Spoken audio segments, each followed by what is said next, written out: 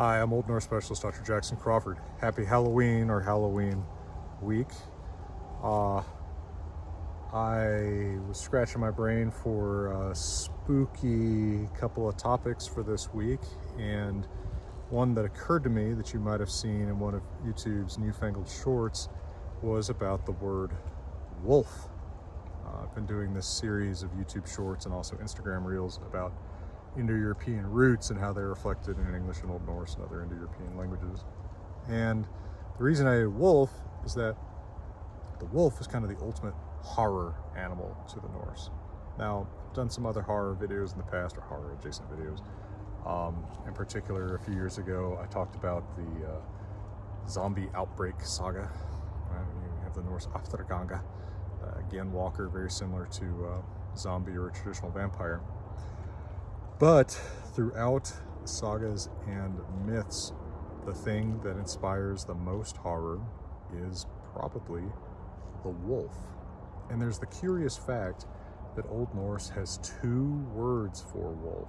So I want to look at what those words are and at the way that wolves are framed as kind of the creatures of fear and horror that they are in Norse literature.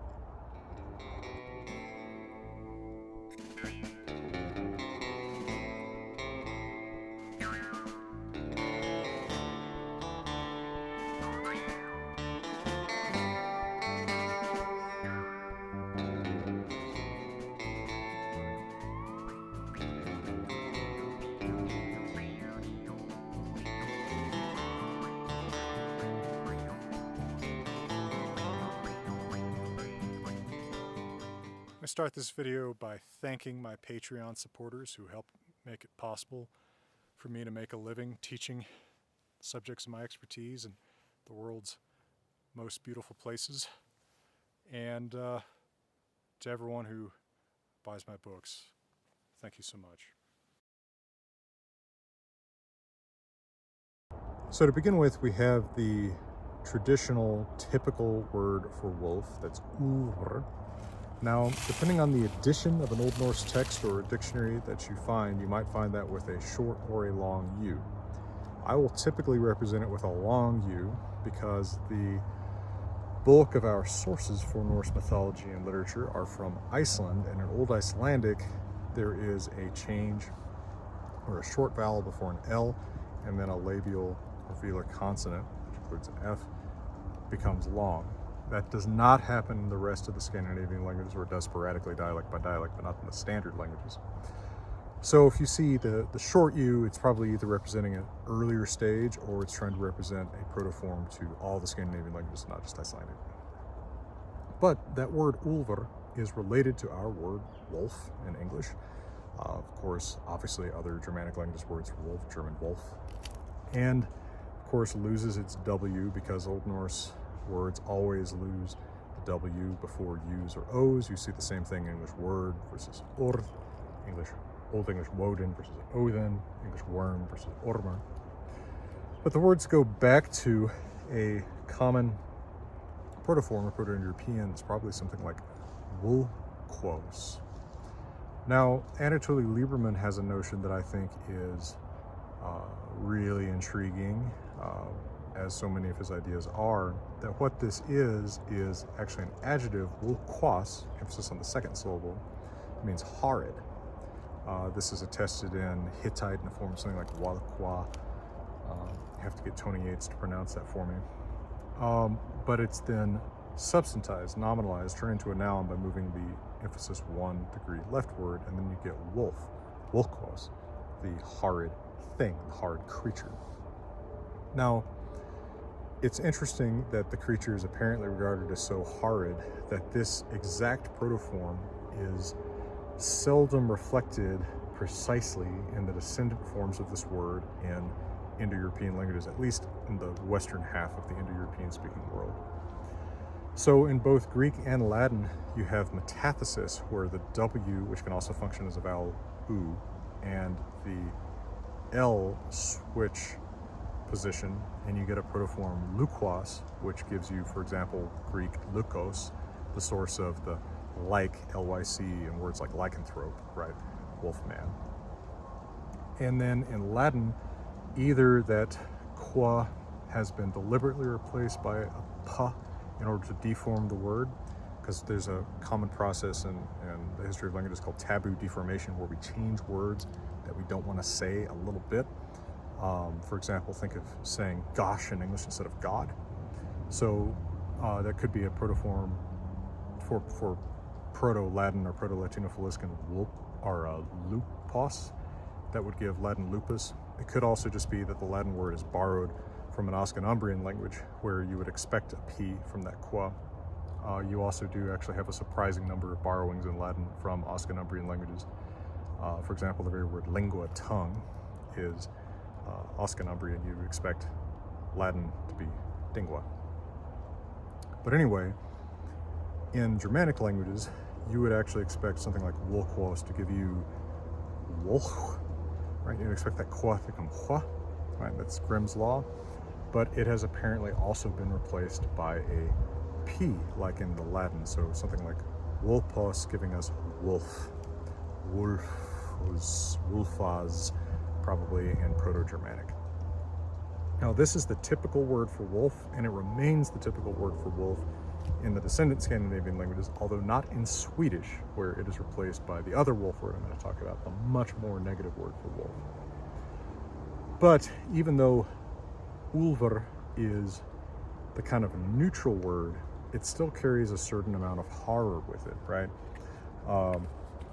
It's never good to be compared to a wolf, except if there's some kind of modifier on it to suggest that the wolf is sort of directed, civilized in some way, like you see in some men's names, Thorolfr, Thorwolf, right?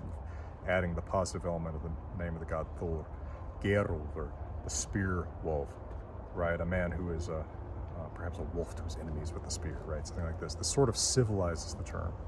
Wolf itself is also a name, but that's, the man who bears that name is a wolf to his enemies, right? It's not there's nothing positive about being called a wolf with respect to someone else. Or think about in Fafnismál, the poem in the Poetic Edda, where Sigurður kills the dragon Fafnir and then hears from all these wagtail birds.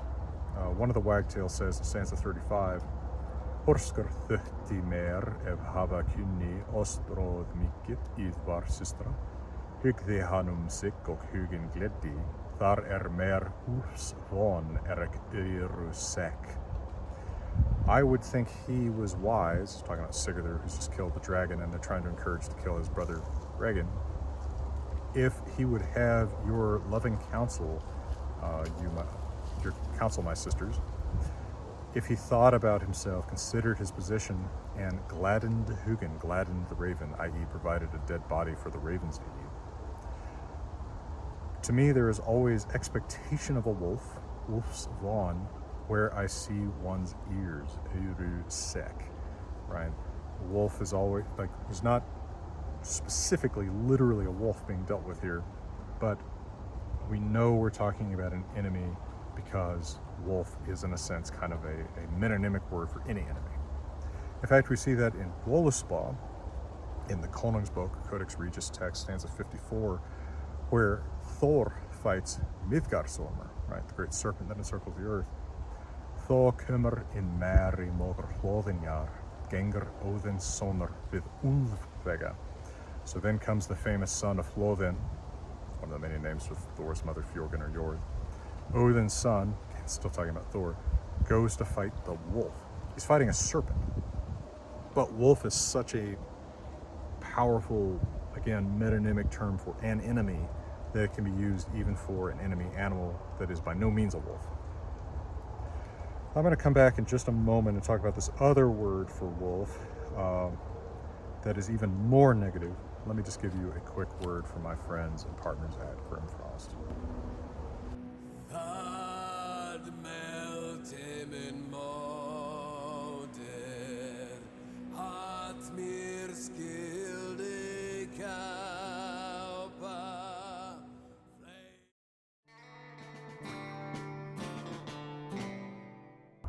How about the spooky ambiance, right, for this one, right? And being all Halloween with the, the creepy bear trees and the path. Who knows where it leads? Perhaps to a vargr's lair. So that's the other, much more negative term, vargr. This word probably doesn't originally mean wolf, but rather outlaw. It's unclear exactly what the origin of this term is. There's a couple different possibilities that have been put forward. None seem to match its structure perfectly, but I think perhaps the most plausible is that it has something to do with the old root reka, which is in English wreck, right? It's to drive out. It's the one driven out. So we have phrases such as vargr I beum, right? A vargr in holy places, someone who is not welcome, who is an outlaw, who is completely forbidden, excommunicated from holy places, places where one might do obeisance to the gods. This comes to be a term for monster as well. We see, for example, Old English vargr, which is, I suppose, between that and Old Norse vargr, the inspiration for the weird wolf animals in the Two Towers in J.R. Tolkien's Lord of the Rings. And in Old Norse, you will find this word, in úlfr, somebody can be named that because, of course, you can be, a wolf to your enemies or something like that. No one is named vargr because it's so negative, right? I've tried to think of a good analogy to this in English where we have two words that mean the same thing, but one is only bad. And I don't know that I've come up with a good analogy to it. Odds are that I will come up with one off camera and have to put it in text that presumably no one will read. But it typically means wolf in Old Norse, but not necessarily in Old English, where the meanings tend toward more the outlaw monster. But of course in Old Norse you get that outlaw meaning too. Now there is yet another word for wolf that's pretty interesting that comes from the same root as úlfr, but not very obviously at first. That's úlfr, which is the feminine to wolf. This actually goes back to a Proto-Indo-European form with that same root that we see in Sanskrit, varki, which comes from wolkwas. Here we actually don't see that taboo deformation of the kwa to pa, fa. So this formation goes back to Proto-Indo-European, and it's an old kind of feminine that's more expected in Sanskrit. You get these Sanskrit words that end in an I. This is an old E or EO feminine. This is, I think, one of the very, very few traces of that in Old Norse, but it's interesting. There's such an ancient word for lady wolf, she-wolf. I always see she-wolf in dictionaries and glossaries and translations, but I don't know that people really say that. Wolf, female wolf, lady wolf seems more my own natural inclination of something to say. This can be used both as an insult for women and, of course, to literally talk about wolf women. But probably the most famous instance of Ilgr in Old Norse literature would be in the saga of the Volsungs, where it is the mother of Sigurd, Signy's husband, who is an evil opponent of our hero Sigmundur and Sinfjotli, who turns into an Ilgr, or perhaps just is an Ilgr, a lady wolf, and eats all of Sigmundur's brothers before Signy can engineer Sigmundur's escape. Now, curiously, Sigmundur and Sinfjotli themselves become wolves in the course of the saga of the Volsungs for a period, but when they do, there's still a lot of sort of negativity around their wolfishness, right? They attack one another. They attack travelers on the road, right? The Sigmundur nearly kills Sinfjotli, except that a raven shows him something he can put on Sinfjotli's wound to heal him.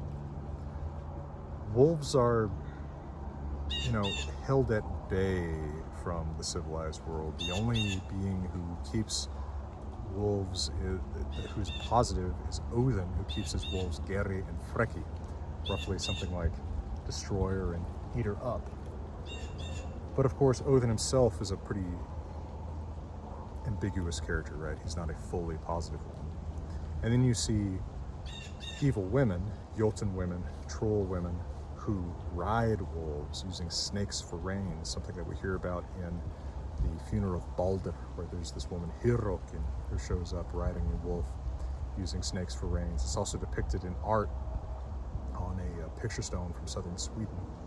And we also see such a troll woman riding a wolf using snakes for reins in one of the Helgi poems, where I believe that's Helgi, the Hjorvarth Sonar, where she comes to heaven as a sign, as a precipitating event to his near betrayal of his brother.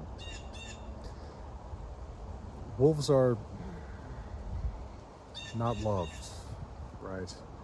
But at the same time, they were part of the natural world. They were something that could be admired for their strength and ferocity. And I think that there's something like that duality of opinion of them in the modern American West, right? You know, I've grown up with mixed feelings about wolves. A lot of the agricultural West has, this attitude, you can put wolves in my backyard when I can put cows in yours. And it's an understandable enough attitude from people who make a living off of livestock who are threatened by wolves. Oh boy, now many people arguing about this, but it's understandable. At the same time, there are places like the Colorado Wolf and Wildlife Center where you can encounter wolves close up, no affiliation with them, and you really get an appreciation for the beauty and the intelligence of these animals. So I myself have mixed feelings about them that I think are sort of reflected in that Norse attitude, where a wolf is the worst thing that you can call someone, but also something that you might have as a name, reflecting how bad you are to your own enemies. Well, with this jay or magpie calling in the spooky woods back here, I'll thank you for your time as always.